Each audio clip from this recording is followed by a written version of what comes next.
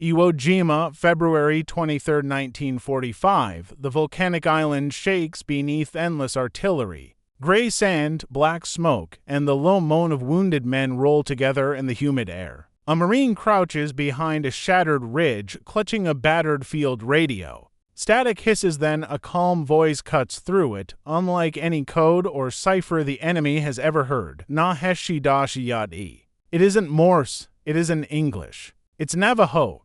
A second Marine translates instantly, relaying coordinates to the artillery batteries offshore. Moments later, shells land with surgical precision on Japanese positions hidden in the rocks above. The enemy, masters of intercepting Allied transmissions for 3 years, can only listen helpless, furious, deaf to the meaning behind those syllables within minutes. U.S. Marines surge forward under the cover of perfect fire. For them, the voice on that radio is invisible armor, an unbreakable shield woven from words once forbidden in American schools. That single transmission, one of thousands, marks the moment language itself becomes a weapon. In early 1942, the United States found itself fighting across 2 oceans and 1,000 islands. In the Pacific, the Marines faced a silent enemy that seemed to anticipate every move. Japanese intelligence officers were intercepting American radio traffic almost as fast as it was sent. Their code breakers, trained in cryptanalysis and linguistics, had already compromised several Allied communication systems used in the Philippines, Guam, and even Pearl Harbor's aftermath. Every leaked message cost lives. Every intercepted order risked entire units. The Marine Corps needed something no machine, no linguist, and no spy could decipher a code immune to human logic. It was Philip Johnston, a civil engineer and World War I veteran, who brought a radical idea to the Marines' attention. Johnston wasn't a Navajo himself, but he had grown up on the Navajo reservation, speaking the language fluently. He knew that Navajo was not only complex and tonal, but, crucially, unwritten. Its structure was alien to European syntax, with dialectical variations and idiomatic layers that made it incomprehensible to outsiders. To code breakers, it would be gibberish. To the U.S. military, it might be salvation. In February 1942, Johnston proposed the use of Navajo as the foundation for a new communications system. The Marine Corps' brass were skeptical until they saw a demonstration.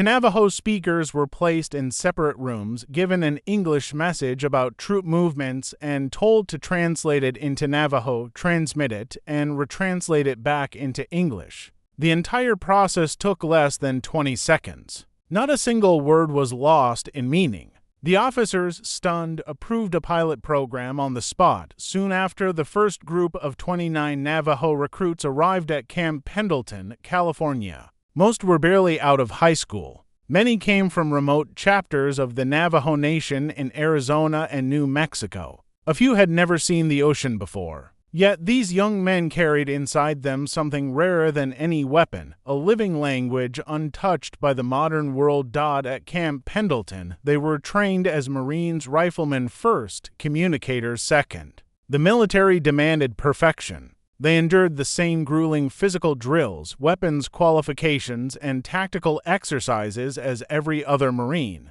But their most critical task began after hours in cramped rooms filled with chalkboards and typewriters. There, under Marine supervision, the 29 men began crafting a code based on their mother tongue. They started by translating the military lexicon into Navajo equivalents. But because Navajo had no direct words for battleship or grenade, they invented a poetic system of associations. A battleship became Lotso Ahuel, a dive bomber became Genia Chicken Hawk, a destroyer became Kalo Shark. The alphabet itself was encoded through Navajo animal and nature terms, creating a double layer of encryption that even fluent speakers would struggle to untangle without the codebook. Every word had to be memorized. No written notes were permitted. To be caught with the code could mean execution if captured. Yet the recruits learned it flawlessly. In just a few weeks, they built a 200-term vocabulary, later expanded to over 600, capable of conveying everything from map coordinates to artillery requests when the first tests were conducted under simulated combat conditions. The results were astonishing. English transmissions sent in standard code could take over half an hour to encrypt and decrypt. The Navajo version took under 90 seconds. Accuracy 100%. By May 1942, the Marine Corps approved the formation of a Navajo signal platoon, officially designating them as Code Talkers. Their language, once suppressed in government schools and punished in boarding classrooms, was now classified as a national military asset. Back on the reservations, families received little explanation. Their sons had enlisted, but their mission was secret. They could not write about it, not even to their parents. Within months, these first Navajo Code Talkers were deployed into combat zones in the Pacific. From Guadalcanal to Bougainville, their words would carry life or death meaning. Each radio operator knew one mistranslated syllable could alter the course of a battle. As 1940 turned to 1943. Their voices began to echo across the South Pacific, carried on frequencies the Japanese could hear but never understand. The Unbreakable code had been born, but the war that would test it was just beginning. By mid-1942, the Pacific theater had become a vast, scattered chessboard of islands, jungles, and ocean channels. The U.S. Navy and Marine Corps faced an enemy that excelled at interception. Japanese cryptographers, trained for years in linguistic and mathematical analysis, had already broken several Allied codes, including portions of the British and U.S. Navy ciphers. Each time American forces sent orders by radio, Japanese intelligence listened, recording, triangulating, analyzing. The problem wasn't courage or strategy, it was speed. Every battlefield order, whether to reposition artillery or request naval bombardment, had to be encoded manually, transmitted, and then decrypted, a process that could take 30 minutes in the middle of combat. In that half hour, a ridge could be lost, an airfield overrun. The Marines needed communication that was instant and secure. The Pacific was an environment designed to punish delay. Islands like Guadalcanal and Tarawa were dense jungles and coral plains where static-filled radios struggled against humidity and terrain. Line-of-sight communication was often impossible. Wire phones were easily cut by artillery or infiltrators. The radio became the lifeline and the liability. At Guadalcanal in late 1942, Marine units discovered how costly insecure communication could be. Japanese eavesdroppers, fluent in English, intercepted American transmissions, often replying in perfect imitation to sow confusion. There were documented cases of false orders causing entire units to move into ambushes. The U.S. military began to realize that technological encryption alone would not win this war. Something entirely different, a human cipher, might. The first Navajo Code Talkers arrived in this chaos. Their training had prepared them not only to operate radios under fire, but also to think into languages at once. A message came in English, was converted into Navajo, transmitted, received, retranslated, and delivered all in under 2 minutes. The enemy heard it, but it might as well have been the sound of the wind. The code's strength lay not only in its linguistic obscurity, but in its construction. Unlike traditional ciphers, which follow mathematical patterns, the Navajo system was built on metaphor and oral tradition. There were no repeatable sequences for machines to analyze. A submarine wasn't encoded as a number, it was Beshlo. Iron fish. A bomber wasn't a symbol, it was J-show. Buzzard, even if a Japanese linguist managed to identify Navajo phonetics. The semantic logic would collapse under cultural weight. The very thought process behind the words was foreign. Meanwhile, on the home front, the Navajo Nation was still grappling with its own contradictions. For decades, Native children had been punished in boarding schools for speaking their language. Now that same language had become one of the Marine Corps' most guarded weapons. Families didn't know where their sons had gone, only that they wore uniforms and carried radios. The irony was profound. America's path to victory in the Pacific depended on the language it had once tried to erase. By 1943, success at Guadalcanal proved the experiment worked. Orders transmitted by Navajo Code Talkers remained unbroken. Marines on the front lines began to trust these quiet radio men implicitly. Their messages brought ammunition, air cover, and survival. Commanders reported dramatic improvements in coordination speed. As the island-hopping campaign advanced, Tarawa, Saipan, Peleliu, Iwo Jima, the code expanded. More Navajo recruits joined, swelling the ranks to nearly 400 trained code talkers by war's end. Each one memorized hundreds of terms, adapting the vocabulary as new weapons and tactics emerged. When new aircraft appeared, the code talkers simply invented names, "-hey-tih-hi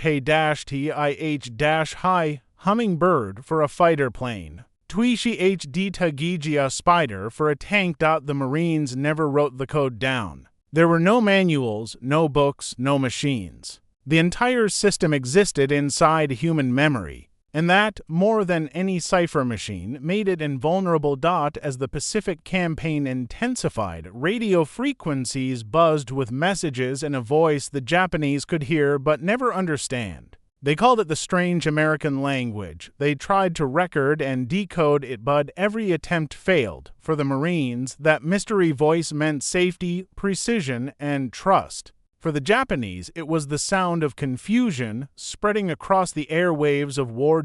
And as the battles grew bloodier, those voices would soon prove indispensable, not in theory, but in fire and death. They were teenagers when they joined. Sons of shepherds, farmers, and silver workers from the mesas of Arizona and New Mexico. Many had never seen a city, let alone the ocean they would soon cross. When the Marine Corps' recruiters came to Window Rock, Tuba City, and Shiprock, the young Navajo men listened silently as officers described a special mission. They didn't yet know that their words would carry through some of the most violent battles in human history at Camp Pendleton. They were transformed. Military discipline replaced the quiet rhythms of reservation life. Their hair was cut short, their boots blazed with polish. And their speech, once discouraged by teachers, became the very essence of a new American weapon among themselves. They joked in Navajo, mixing humor with pride. But on the front lines, every transmission carried weight. They were radio operators, but also riflemen. They dug foxholes, carried ammunition, and fought shoulder to shoulder with fellow Marines. Their radios were heavy. The antennas made them targets. Enemy snipers quickly learned that whoever held that handset controlled American firepower. Yet the code talkers rarely flinched. They transmitted under fire, sometimes lying flat in craters, shells exploding around them, calmly reciting the code. Their courage was not loud. It was steady. They never bragged. They spoke when spoken to, did their job, and moved on. The same humility that defined their culture shaped their service. For many, the war was not just about defeating Japan. It was about proving that their people's voice, so long silenced, could be the key to victory. In modern warfare, time is blood. A delayed message can mean encirclement, confusion, disaster. Before the code talkers, Marine radio transmissions followed standard encryption methods that took up to 30 minutes to process. During an amphibious landing that was a lifetime, when Navajo operators entered the field, everything changed. Their spoken code was transmitted in under 20 seconds and decrypted instantly. At the command level, that meant artillery corrections could be made mid-battle. Aircraft could strike without delay, and reinforcements could be rerouted before a line broke. At Guadalcanal, the first combat test of the Navajo Code Talkers, the results were immediate. Messages that previously took hours were now exchanged in minutes. Japanese radio operators intercepted hundreds of Navajo transmissions, confident they would eventually break them. But no pattern emerged. The syntax defied linguistic analysis.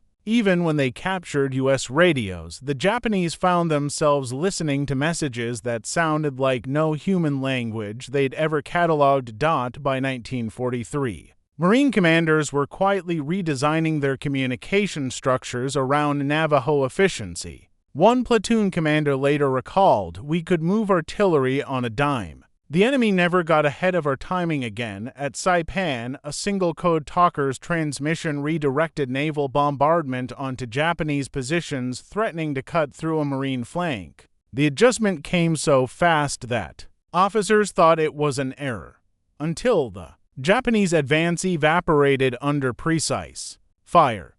What the Japanese didn't understand was that Navajo wasn't just a cipher, it was a thinking system. Each word carried internal meaning that could adapt to battlefield context. The Code Talkers weren't reading lines. They were composing messages dynamically. That flexibility made them faster than machines. Their voices were the connective tissue of Pacific warfare, invisible, tireless, and trusted. From a cryptologic perspective, Navajo was almost perfect. It combined tonal variation, complex verb forms, and grammatical structures unknown to Indo-European languages. The code developers, those original 29, didn't just rely on obscurity. They engineered multi-layer redundancy. For example, the word for fighter plane wasn't simply bird, it was da-he-tih-high,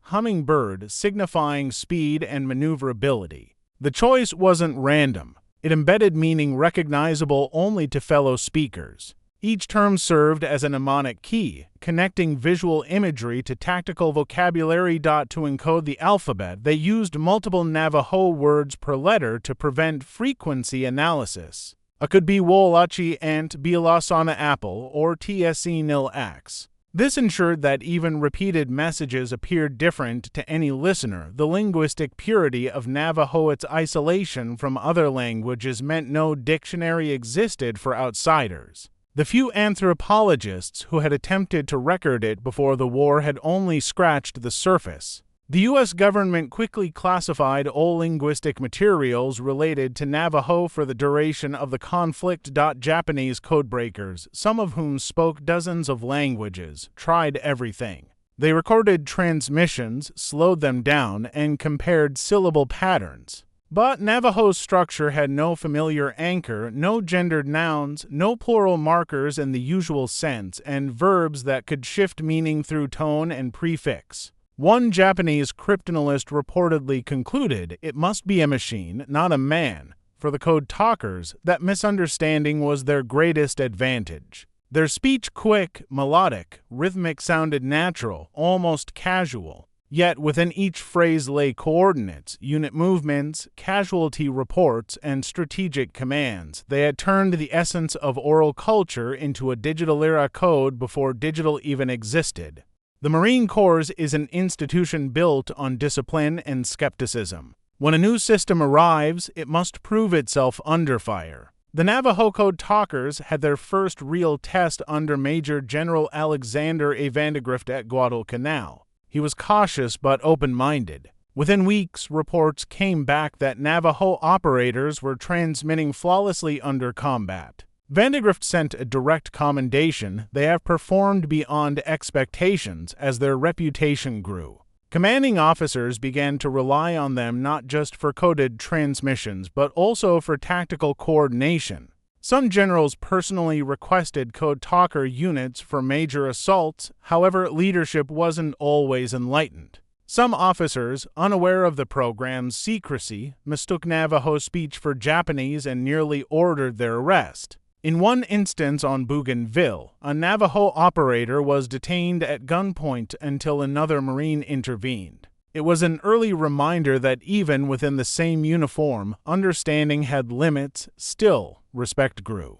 By 1944, Marine units considered having Navajo operators a mark of elite readiness. On the beaches of Saipan, Tarawa, and later Iwo Jima, commanding officers were known to say, "If the Navajo's on the radio, the message gets through." They became more than specialists, they became the invisible command backbone of the Pacific War. The code was proven, the trust earned. But its true power would not be fully revealed until one of the fiercest and bloodiest battles in Marine Corps history, where the Navajo language would help turn chaos into coordination. 2. The Imperial Japanese Army and Navy. Radio was both a weapon and an obsession. Since before Pearl Harbor, their intelligence corps had developed extensive intercept programs, scouring allied frequencies for clues about troop movements. Japanese codebreakers were among the most skilled in the world, logical, methodical, and patient. They'd already cracked parts of the U.S. Army's Purple Cipher, but then came the Navajo Voices, intercept stations from Rabble to Truck. Atoll began recording unfamiliar transmissions on marine frequencies. At first, Japanese linguists believed it was some variant of Filipino or a Polynesian dialect, but no pattern matched. Each syllable seemed to drift like music, unpredictable yet deliberate. Even native linguists from occupied Pacific Islands couldn't identify it. In 1943, Japanese analysts attempted phonetic mapping, isolating syllables, counting repetitions, and cross-referencing word lengths. But the results were nonsense. The more they listened, the less they understood. Some intercepted fragments repeated animal names: whale, chicken, hawk, turtle. Analysts suspected deception. Perhaps Americans were using random words to confuse them. By 1944, frustration turned to desperation. Captured American radio operators were interrogated. None revealed the system. The Japanese Imperial Army eventually concluded that these unbreakable transmissions were likely generated by a voice-based machine. They never realized they were hearing one of the oldest living languages on the continent of North America. In the archives of post-war Japanese intelligence, historians later found notes from cryptology officers describing these messages as mystical and patternless. They weren't wrong. The pattern they sought existed only in the shared memory of a few hundred men on battlefields where everything could be seen or destroyed. The Navajo Code remained invisible. It was a secret hiding in plain sound.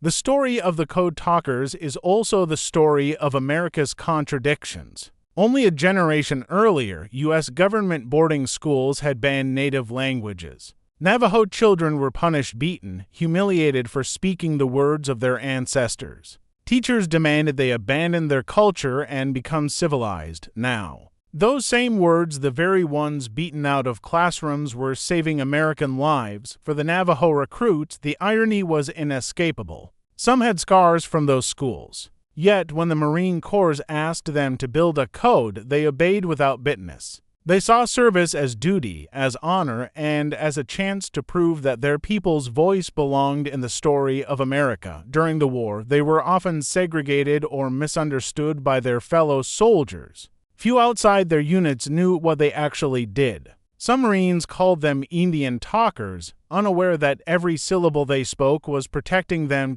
There was moral complexity, too. These young men were fighting for a nation that had not fully accepted them as equals. Yet in the heat of war, that tension dissolved. Their courage spoke for itself. No ideology, no prejudice could deny the result. When the war ended, their code remained classified. They were ordered to stay silent, not to tell anyone, not even family, what they had done. Many went home to reservations with little recognition, returning to poverty and obscurity. Some carried the weight of memories they couldn't share for decades, but beneath that silence was pride. They had defended both their country and their culture. They had turned survival into strategy, tradition into technology. Their moral victory was quiet but complete. When peace came in August 1945, the world entered a new atomic age. Radar, code machines, and computing began to define warfare. Yet one of the most secure communications systems of World War II had not come from a laboratory, it had come from the human voice. The Navajo Code Talkers' mission remained classified until 1968, more than 2 decades after Japan's surrender. Only then did the full story reach the public. Veterans who had lived in anonymity were suddenly recognized as national heroes. In 1982, President Ronald Reagan declared August 14th as Navajo Code Talkers Day, honoring their service. Later, in 2001, the original 29 were awarded Congressional Gold Medals. Many received them posthumously. When surviving Code Talkers stood on the Capitol steps in traditional dress and Marine uniforms, the moment was more than ceremonial, it was vindication. Their legacy extended far beyond medals. Linguists and military historians began studying the program as a model of human-based cryptography, even in the digital era. Intelligence agencies referenced the Navajo Code's design, its use of layered semantics, context adaptation, and memory-based encryption as a reminder that no system is unbreakable unless it transcends predictability. Within the Navajo Nation, the story became a bridge between generations. Grandchildren heard, sometimes for the first time, that their grandfathers' voices had once echoed through battlefields thousands of miles away. Schools began teaching the language again, not as relic but as living heritage, yet there was also a quiet sorrow. Many code talkers had died without recognition, their stories buried under decades of silence. Some families learned only after 1968 what their fathers had done. Today, only a handful of surviving code talkers remain, their memories fading like radio static. But their voices recorded, archived, honored still carry weight. Every syllable they spoke under fire continues to echo in the annals of military history. They had proven that identity, once seen as a weakness, could be a nation's greatest strength. By 1945, their legend was sealed, but the battle that immortalized them was yet to come. On the black sands of Iwo Jima, the Navajo language would guide Marine divisions through one of the fiercest struggles of the war. February 19, 1945, 0600 hours, the sea off Iwo Jima was alive with ships, more than 800 vessels stretching across the horizon, a steel armada waiting for the order to strike. For 3 days, American battleships and carriers had pounded the island with relentless shellfire, turning its volcanic slopes into black smoke and dust. Yet beneath that chaos, the Japanese still waited, entrenched in tunnels, bunkers, and gun nests carved deep into the mountain. For the Marines of the 4th and 5th Divisions, this was to be one of the most difficult landings in the Pacific campaign. The island was only 8 square miles, but every inch was fortified. To take it meant opening the path for air raids on the Japanese mainland. Failure was not an option. As the landing craft approached the beaches, the roar of naval guns faded into a distant thunder. Radios crackled. Code talkers, embedded with every assault unit, checked their equipment. Field radios slung low, antennas cutting through sulfur smoke. They knew what awaited them: chaos, interference, confusion. Their job was to bring clarity. The first waves hit the beach at 0900. Within minutes, the landing zones dissolved into hell. Machine gun fire tore through the surf. Mortar exploded in dense plumes. The black volcanic ash swallowed boots and blood alike. Command lines broke apart under sheer noise. In that pandemonium, the Navajo Code Talkers went to work. Private Joe Hosteen Kelwood crouched behind a mound of scorched sand, steadied his -300 Seychelles rupees radio, and began transmitting. The air was thick with static, the smell of cordite and burned fuel. He spoke quickly, clearly, in words no enemy could decipher. Na aseosi jin tin beshlo. Translated, mouse log metal fish, meaning tanks advancing on target. The message leapt from his radio to another code talker stationed with a command group offshore. Within seconds, artillery aboard the USS Tennessee adjusted its fire, raining shells on Japanese strong points, threatening to cut off the landing zone. In the past, such corrections could take 30 minutes. Here, it took less than 2. Across the island, other code talkers mirrored the same rhythm. They relayed coordinates, called for supplies, and guided reinforcements through mazes of smoke. Each man carried in his memory a library of over 600 Navajo-coded terms. No written reference existed, only instinct and discipline. The Japanese, intercepting these rapid-fire messages, recorded them feverishly. But the content was nonsense to their ears. Whale, turtle, bear, owl. They had no idea those words were calling in airstrikes and moving entire Marine battalions. By noon, the beaches were littered with wrecked vehicles and fallen men. Yet the code talkers' transmissions continued unbroken. They moved with the infantry, radios wrapped in ponchos against volcanic dust, often under sniper fire. Some operated so close to the front that Japanese bullets clipped their antennas. Major Howard Connor, the 5th Marine Division's signal officer, later described that day, "Were it not for the Navajos, the Marines would never have taken Iwo Jima." Connor had 6 code talkers working around the clock for the first 2 days of the battle. Together, they sent and received more than 800 messages, all without a single error. The island's terrain made communication nearly impossible for traditional systems. Wires were shredded by shellfire, runners were killed before reaching command posts, and radio interference from the volcanic rock garbled ordinary English transmissions. Only the Navajo code remained fast, fluid, and immune to confusion for the Marines pinned near Mount Suribachi. Those unseen voices were the difference between annihilation and advance. When Japanese artillery began zeroing in on a Marine pocket near the southern cliffs, a code talker transmitted their coordinates within seconds. Offshore destroyers responded instantly, silencing the guns with a wall of fire, amidst the thunder and chaos. The sound of the Navajo tongue carried a human signal threading through the storm. By the 3rd day, Mount Suribachi loomed above the island like a black tooth. The 28th Marines, battered but unbroken, began their ascent. Code talkers followed close behind, relaying positions and coordinating air cover. On February 23rd, as a small patrol reached the summit and raised the American flag, the transmission that confirmed it went out not in English, but in Navajo, Tadahi Bil Ni, Jin Beshnasha, meaning flag dash would dash metal dash up. Double quotes closing parenthesis. That short, simple message traveled through the network, from ridge to ship to command post, faster than any photograph. Before Joe Rosenthal's camera immortalized the moment, the code talkers had already told the world the mountain was ours, but the battle was far from over. The Japanese still held the northern ridges, and the price of taking them would be staggering. For the code talkers, exhaustion and loss were only beginning. Their voices had brought the Marines to victory's edge, but to hold that ground would demand everything they had left. By the time Mount Suribachi was secured, Iwo Jima was still far from conquered. Nearly 20,000 Japanese soldiers remained alive, fighting from a labyrinth of tunnels stretching for miles beneath the island's crust. Every hill, every bunker, every trench was a fortress. For the Marines advancing northward, progress was measured not in yards but in blood.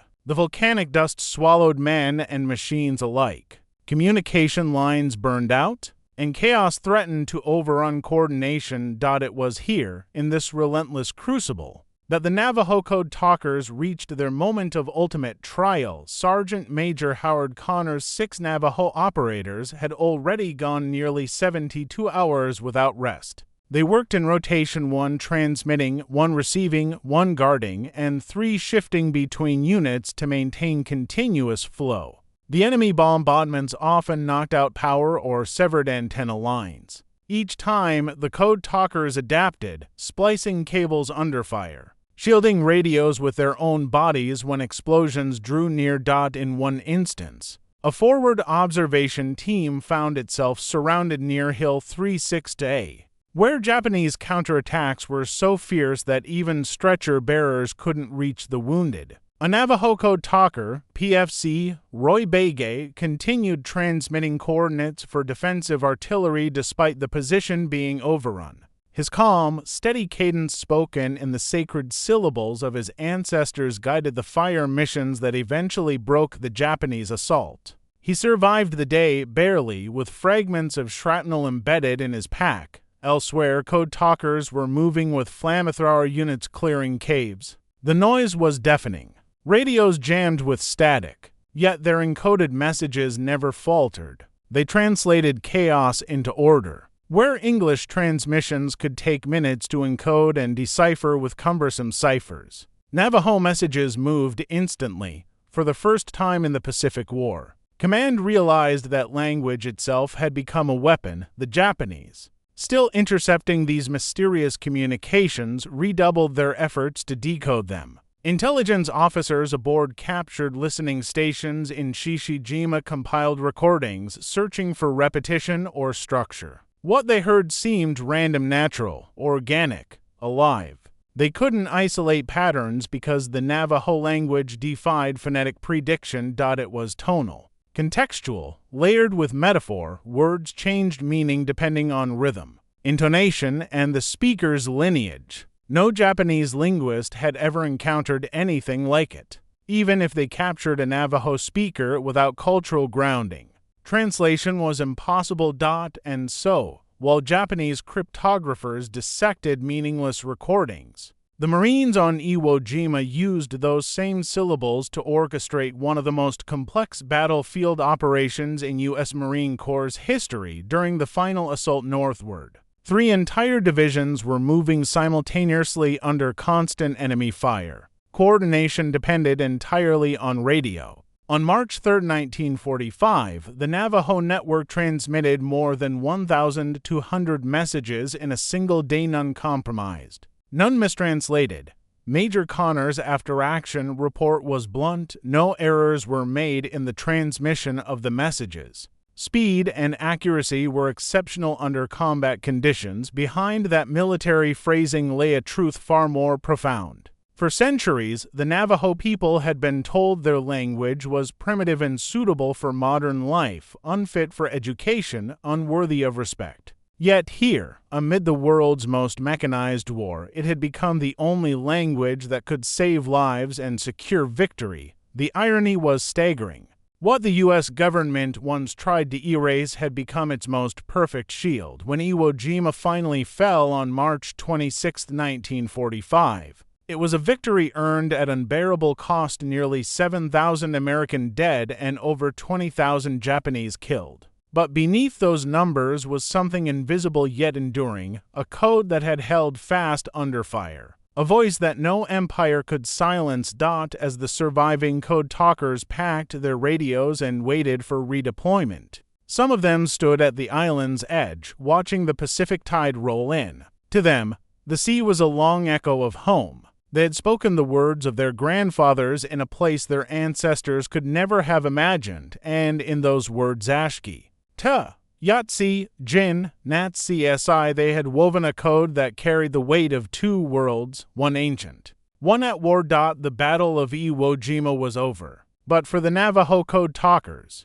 their secret war would continue through Okinawa, through victory, through decades of silence when no one would know what they had done. As their landing ships departed Iwo Jima under a bruised evening sky, their voices faded back into the static of history, unbroken, undeciphered, and undefeated. When the guns finally fell silent in August 1945 and Japan announced its surrender, the world erupted in celebration. Across America, soldiers came home to parades, medals, and families waving flags in the streets. But for the Navajo Code Talkers, there was no applause, no recognition, only silence. Their mission, as the U.S. Marine Corps ordered, remained classified. Every transmission they had sent, every coded word they had spoken, was buried under layers of military secrecy. They could not tell their families. They could not tell their children. They could not even tell one another the details of their assignments. For these men, whose voices had once guided artillery fire, air strikes, and troop movements across the Pacific, the return to civilian life was hauntingly quiet. They came home to the wide horizons of the Navajo Nation, to places like Chinle, Window Rock, and Shiprock. The wind carried the same songs, the same prayers, the same dry scent of the desert. But the world they returned to was not the same one they had left. Many of them went back to sheep herding or farming. Some took jobs as carpenters, miners, or school teachers. Yet in their eyes, something had changed. They had walked through the fire of the Pacific, spoken words that had turned the tide of battles, and now they were ghosts among their own people, unable to speak of it. The irony was painful. During their youth, many had been forbidden to speak Navajo in school. They had been punished for using their native tongue, beaten, humiliated, told to speak English or remain backward, and yet it was that very language that had saved American lives on Saipan, Guam, Peleliu, and Iwo Jima. Still, the Code Talkers said nothing.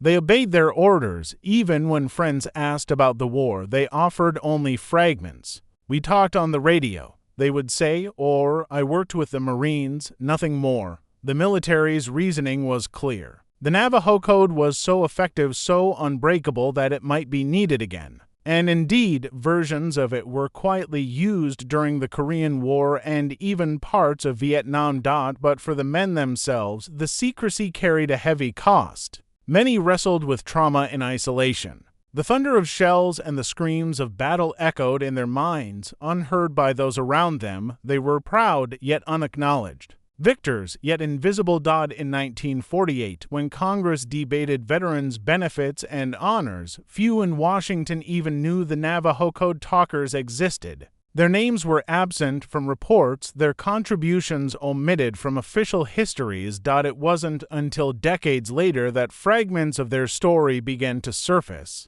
Word spread among Marine veterans who had fought beside the men who remembered those strange, rapid voices cutting through static, delivering life-saving orders when chaos reigned. By the 1960s, the first whispers reached journalists and historians. The code had never been broken. The speakers were Native American.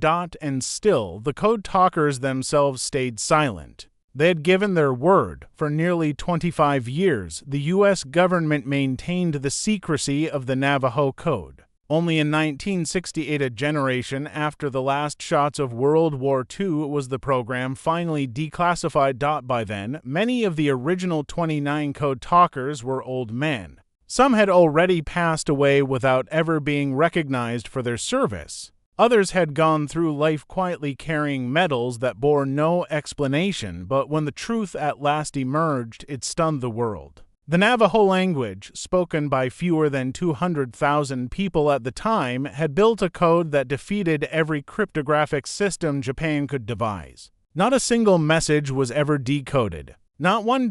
And for the Marines who survived Iwo Jima, Saipan, and Okinawa, that meant everything. They knew that in the crucible of the Pacific, victory had not come from the loudest gun or the largest bomb, but from the quietest voices, carried on the airwaves in a language the world could not understand. As recognition began to dawn, ceremonies were planned. Medals would follow. But before that, there had to be something deeper: acknowledgement. The world needed to listen. When the Navajo Code Talker program was declassified in 1968, it was as though a long sealed vault had been opened. What poured out was not just a military story, but a revelation about language, identity, and the unseen heroes who had held an empire at bay. Historians scrambled to piece together the fragments. Old Marine radio logs were re-examined, cryptographic records reviewed. And again, the same fact emerged throughout the entire Pacific War. The Navajo Code had never been broken, never misused, and never failed, not once. The scale of the achievement stunned military experts.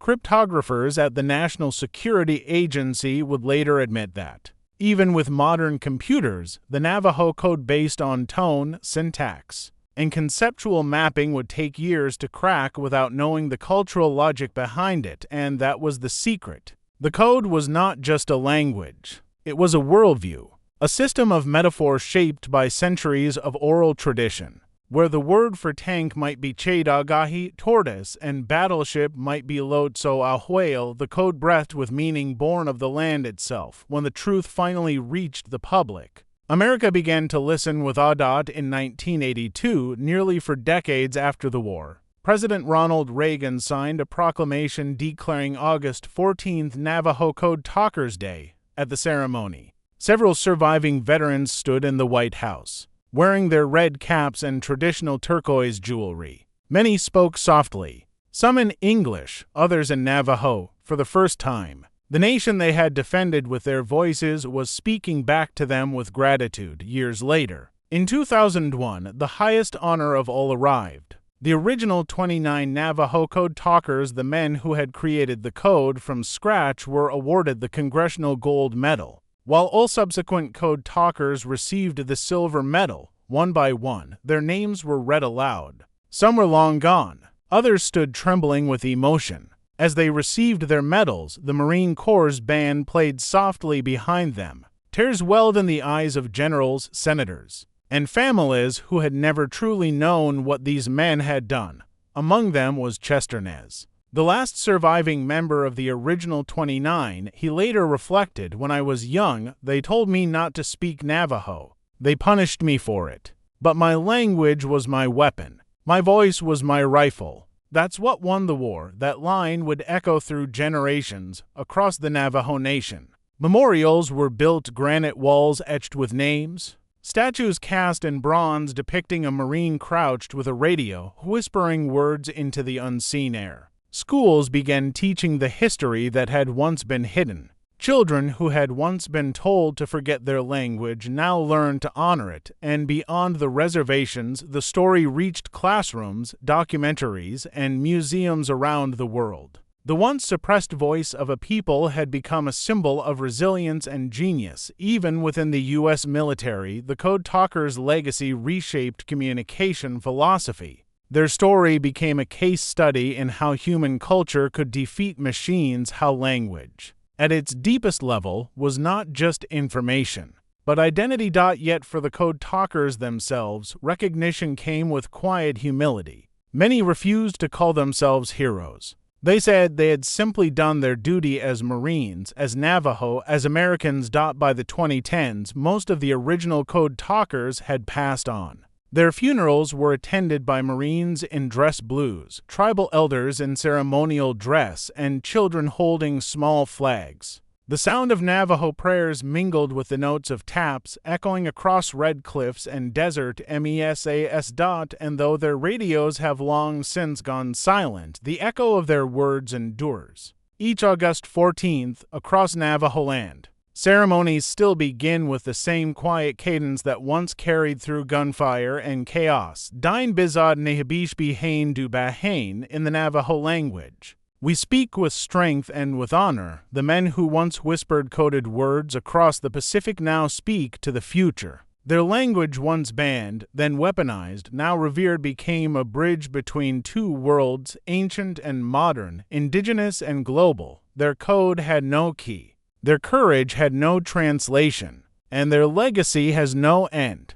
The story of the Navajo Code Talkers is more than a chapter in military history. It is a testament to the enduring power of human culture. In a war defined by steel, fire, and machinery, it was the voice of a people that became an unbreakable weapon. Words, once punished in schoolrooms, became armor on the beaches of Iwo Jima. Language itself, alive and precise, carried life across gunfire, ash, and chaos. Their service reveals the paradox of war, destruction, and creation intertwined. Amid the carnage of the Pacific, these young men, farmers, shepherds, sons of the mesas, turned memory into strategy, tradition into technology. They were unseen yet indispensable, silent yet commanding, ordinary yet extraordinary. Their courage was not in spectacle but in consistency, steady hands over radios, calm voices under fire. Knowledge of a language so intricate it could never be replicated or broken. History often remembers generals, weapons, and battles.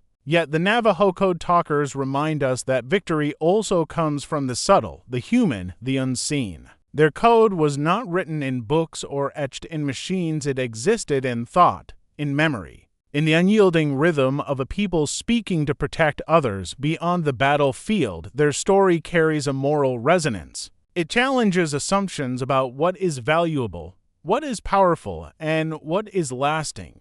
A language once suppressed became a shield. A culture once marginalized became central to survival. A people once silenced found their voice amplified across oceans and generations. Today, the echoes of their words remain not just in archives, medals, or ceremonies, but in the knowledge that ingenuity, identity, and courage can be as decisive as any weapon. The Navajo Code Talkers did more than serve their country. They transformed the very meaning of communication, heroism, and resilience. In their whispers through static and sand, they taught the world that sometimes the greatest victories are carried not in guns or bombs, but in the unbroken voice of those who refuse to be silenced.